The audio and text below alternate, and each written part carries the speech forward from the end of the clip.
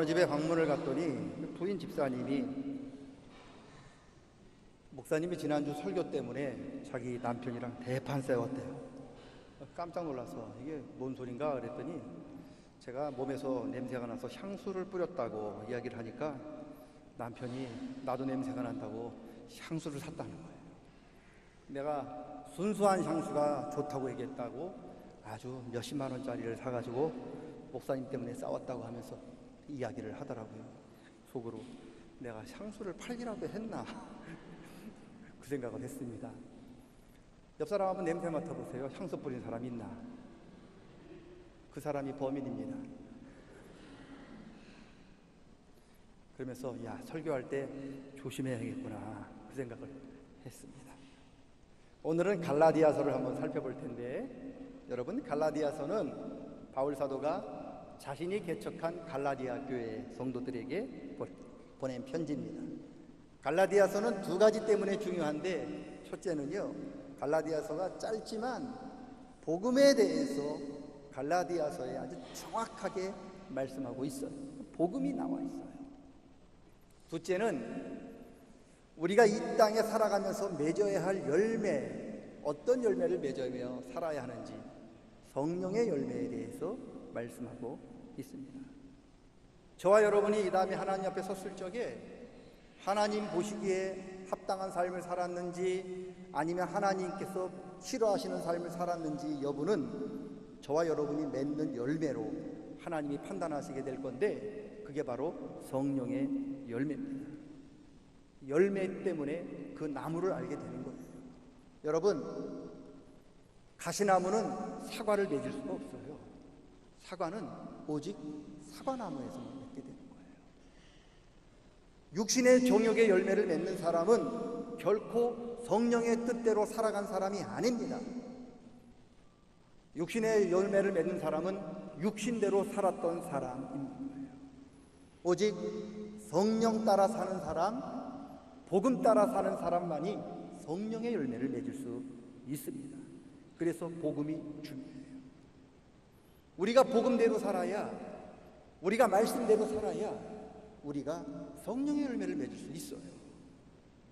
복음을 떠나면, 말씀을 떠나면, 하나님을 떠나면 여러분이 세상에서 아무리 착하게 살았다고 이야기하고 여러분이 세상에서 많은 선을 베풀었다고 이야기하더라도 결코 성령의 열매를 맺을 수가 없습니다. 그래서 복음이 굉장히 중요한데, 갈라디아서가 이 복음에 대해서 이야기를 하고 있어요. 두 가지 복음이 있대. 바울 사도가 갈라디아에게 두 가지 복음이 있는데, 하나는 바울 사도가 갈라디아 교회에 전한 진짜 복음이고, 두 번째는 이단들이 갈라디아 교회의 성도들을 유혹하기 위하여 전했던 다른 복음이라는 거예요. 6절 보시면, 6절 보면 갈라디아 교회 성도들이 참 복음을 속히 떠나서 다른 복음을 떠나는 것, 다른 복음을 따라가는 것을 바울 사도가 참 이상하다 그렇게 말씀합니다. 참 이상하다. 너희가 어떻게 내가 전한 그 복음을 이렇게 빨리 떠나서 다른 복음, 복음 아닌 것을 따라갈 수 있느냐, 그렇게 탄식하고 있습니다. 참 복음이 뭘까? 바울 사도가 갈라디아 교회 교인들에게 전했던 참 복음은 뭐냐? 1장 4절에 있어요. 우리가 읽진 않았는데 뭐라고 기록이 되어 있느냐? 그리스도께서 아버지 하나님 곧 우리 아버지의 뜻을 따라 이 세대, 악한 세대에서 우리를 건지시려고 우리 죄를 대속하기 위하여 자기 몸을 주셨다. 쉬운 말로 예수님께서 저와 여러분을 죄에서 구원해 주시기 위하여 십자가를 지셨다. 그게 복음이에요. 예수님의 십자가가 복음입니다. 여러분, 예수님의 십자가 없는 것은 복음이 아닙니다. 오직 십자가만이 복음입니다. 왜요? 십자가만이 저와 여러분을 죄에서 구원해 줄 수 있고요, 십자가만이 저와 여러분을 사단의 권세에서 자유롭게 해줄 수 있고요, 십자가만이 저와 여러분에게 성령의 열매를 맺을 수 있도록 옆에서 도와줄 수 있기 때문에 그렇습니다. 십자가 없이 결코 하나님의 능력이 나타나지 않습니다. 하나님의 구원의 능력은 오직 십자가만을 통해서 나타납니다. 그래서 십자가가 복음이에요.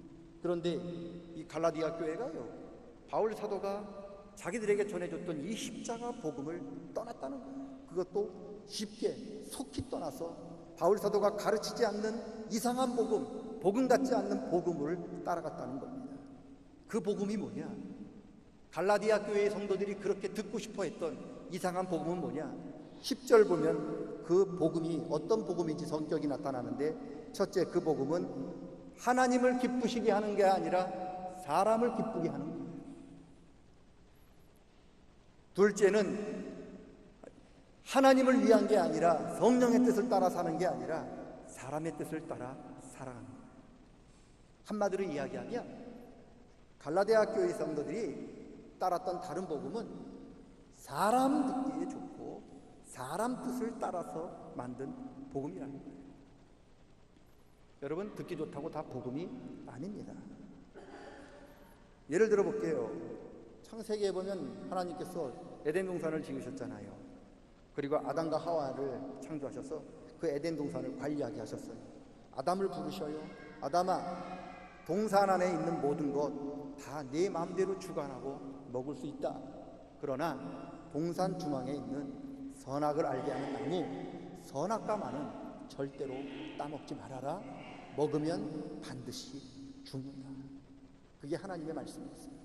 그런데 어느 날 사탄이 뱀의 형태로 나와서 아담과 하와를 유혹하죠. 하나님께서 진짜 여기에 있는 모든 열매를 먹지 말라고 하셨냐?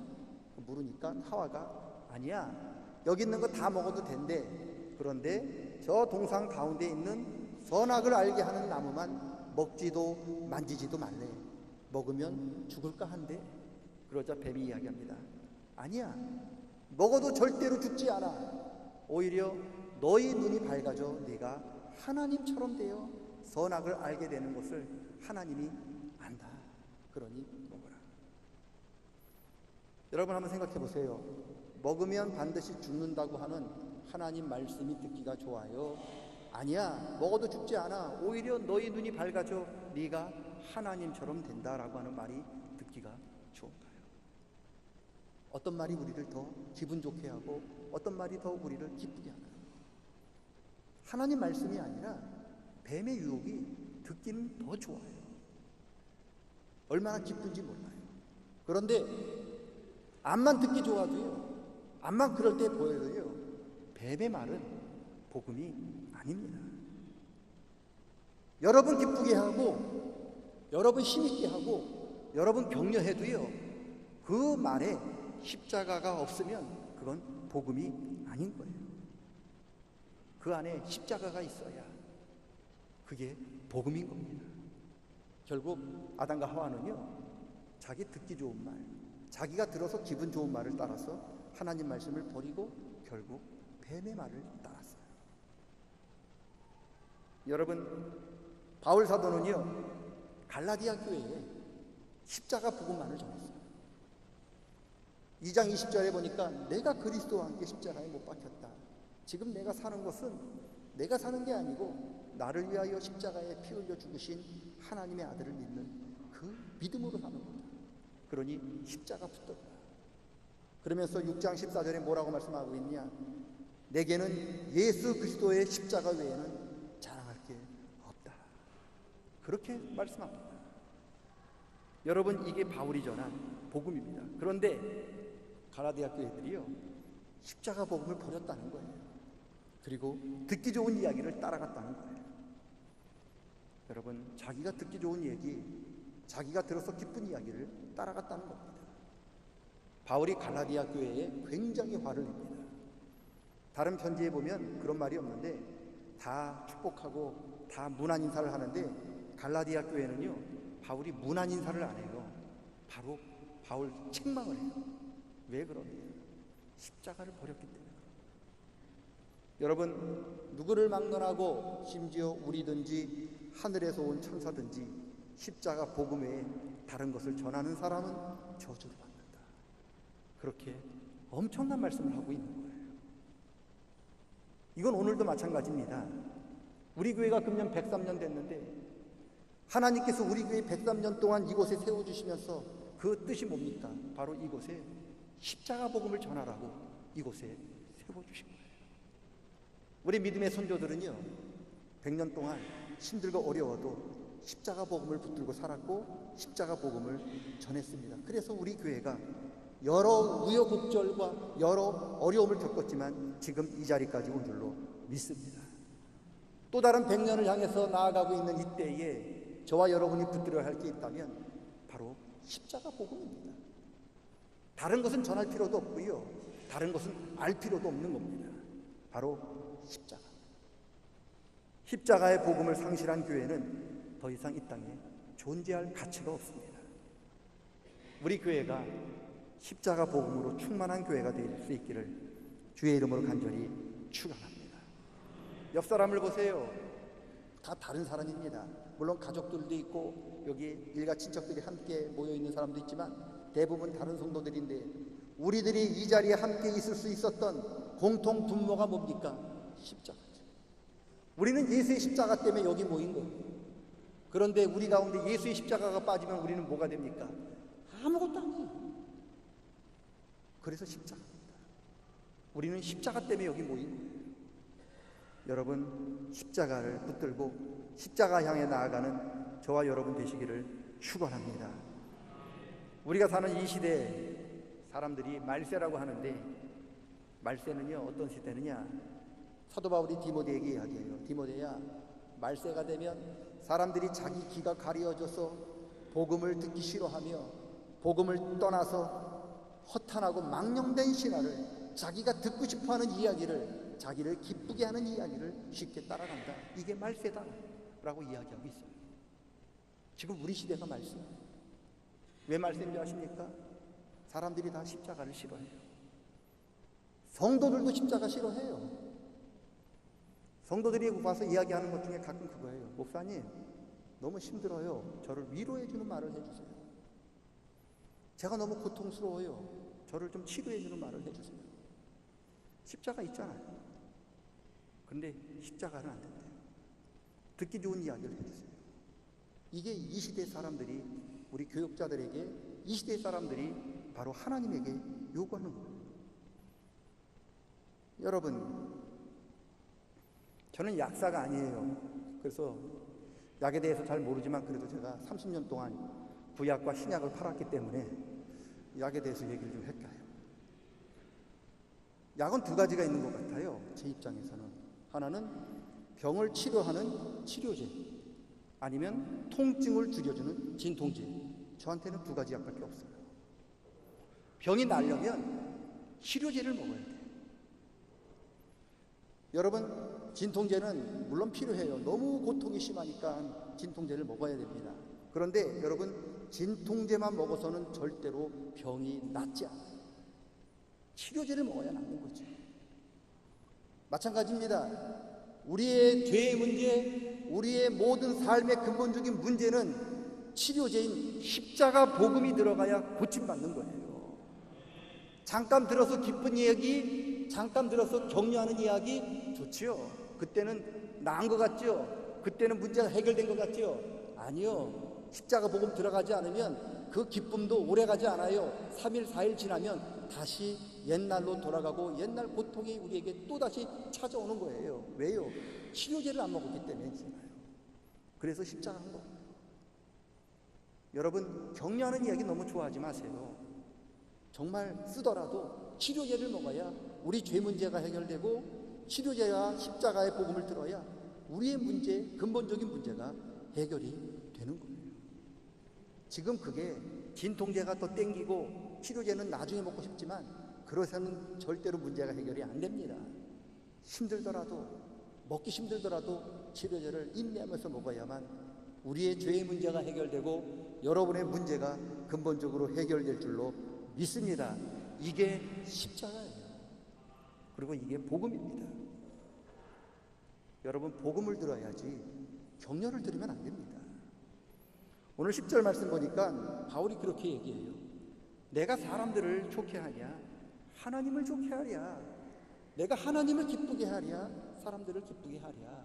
내가 지금까지 사람을 기쁘게 했다면 나는 하나님의 종이 아니다.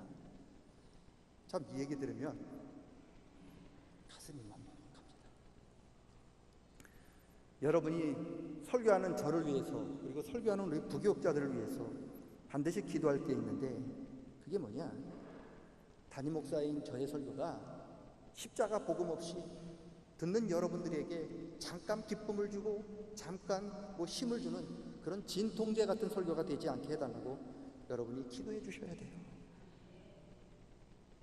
저는 복음을 전하고 싶습니다. 제가 전하는 설교가 여러분을 힘을 주는 게 아니라 제 설교 속에 나가는 십자가의 복음이 여러분의 문제를 해결하고 여러분의 아픔을 치료하고 여러분의 죄의 문제를 해결해 주는 능력은 내게 있는 게 아니라 내 안에 있는 십자가의 복음 안에 있는 줄로 믿습니다. 그렇기 때문에 십자가 복음을 들으세요. 그리고 나로 하여금 십자가 복음을 전하는 목사가 되게 해달라고 기도해 주십시오. 저 설교 잘하는 목사 되게 해달라고 기도하지 마시고요, 우리 목사님 십자가 복음 전하는 목사 되게 해달라고 기도해 주십시오. 제가 젊은 전도사 때 우리 총회장님까지 하셨던 목사님이시니까 그 목사님이 하루는 이렇게 교육자들을 불러서 설교는 잘하려고 하는 게 아니야, 그렇게 얘기하시더라고요. 저는 그때 그게 무슨 소리인지 몰랐어요. 설교는 잘해야지. 여러분 설교 잘해야 되잖아요. 근데 설교는 잘하려고 하는 게 아니에요. 왜 그럽니까? 그랬더니 설교는 복음을 이야기해야 돼요. 저는 그때 28살, 9살 때이기 때문에 저는 그 이야기에 동의할 수 없었어요. 그 목사님 설교할 때 내가 맨 전도사니까 뒤에서 예배 드리는데 뒤에서 조는 사람이 얼마나 많은지 몰라요. 저렇게 설교하니까 많은 분이 조는 거구나. 저는 그렇게 생각하고 제가 비웃었어요. 제가 지금 30년 설교했는데요, 이제서야 제가 그 뜻을 알겠더라고요. 설교는요 잘하는 게 아니에요. 설교는요 복음을 이야기하는 겁니다. 여러분, 물론 개인적인 욕심으로 설교 잘하고 싶지만 못하고 싶은 사람이 어디 있습니까? 학생들이 다 공부 잘하고 싶은 것처럼 저도 목사로서 목회 잘하고 싶고 설교 잘하고 싶습니다. 그런데 그거보다 더 중요한 것은 제가 진통제 같은 듣기에 쌈박한 그런 설교하는 잘하는 목사가 아니라 근본적으로 십자가 복음을 전하는 바울과 같은 성도가, 그런 바울과 같은 그런 목사가 되게 해달라고 여러분이 기도해 주십시오. 그래야 설교하는 나도 살고 내 설교를 듣는 여러분도 믿음으로 함께 살아나게 될 줄로 믿습니다. 십자가만이 복음입니다. 십자가 없이는 하나님의 능력이 나타나지 않습니다. 십자가 복음으로 하나님의 능력을 체험하는 우리 모든 성도님들 다 되시기를 주의 이름으로 간절히 축원합니다. 따라합니다. 십자가만이 복음입니다. 십자가만이 복음입니다. 내 영혼을 살리고 나의 문제를 해결할 수 있는 것은 십자가 복음밖에 없습니다. 십자가 복음으로 여러분의 문제가 해결되고 십자가 복음으로 여러분의 그런 모든 문제들이 하나님의 은혜 가운데 다 해결되는 놀라운 일들이 있기를 축원합니다. 하나님 아버지, 십자가 복음밖에 없습니다. 다른 복음은 없습니다. 오직 십자가입니다. 주님, 바울이 갈라디아 교회에 그렇게 외쳤던 십자가 복음, 이제 우리가 붙잡을 수 있도록 도와주시옵소서. 듣기에 좋은 말, 듣기에 힘이 되는 그 말이 복음이 아니라 하나님의 말씀이, 십자가의 말씀이 복음인 줄로 믿습니다.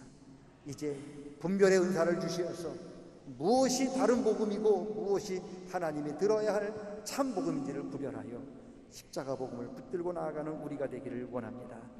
하나님 함께하여 주시옵소서. 예수님의 이름으로 기도드리옵나이다.